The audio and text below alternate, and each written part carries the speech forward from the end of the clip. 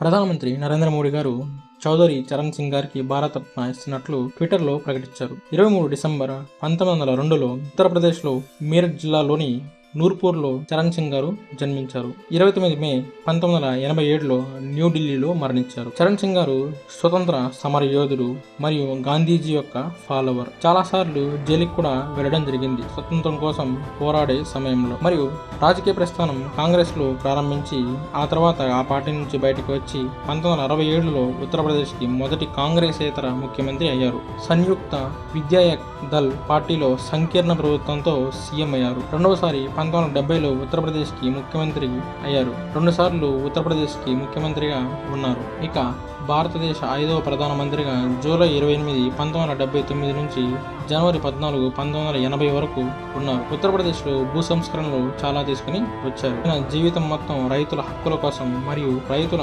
సంక్షేమం కోసం అంకితం చేశారు. అందువలన ఛాంపియన్ ఆఫ్ పీసెంట్ గా పిలుస్తారు. ప్రతి సంవత్సరం డిసెంబర్ 23న కిసాన్ దివాస్ లేదా నేషనల్ ఫార్మర్స్ డే జాతీయ రైతు దినోత్సవం చౌదరి చరణ్ సింగ్ గారి పుట్టినరోజు సందర్భంగా జరుపుకుంటారు. చరణ్ సింగ్ గారు ల్యాండ్ హోల్డింగ్ యాక్ట్ 1960ని తీసుకుని రావడం జరిగింది. దాంట్లో ఒక యూనిఫామ్ పద్ధతి, అంటే ల్యాండ్ హోల్డింగ్ అనేది భూమి అనేది ఒక లిమిట్ దాటి ఉండకూడదు, అందరికీ సమానంగా ఉండాలని చెప్పి ఆ చట్టం చెప్తూ ఉంది.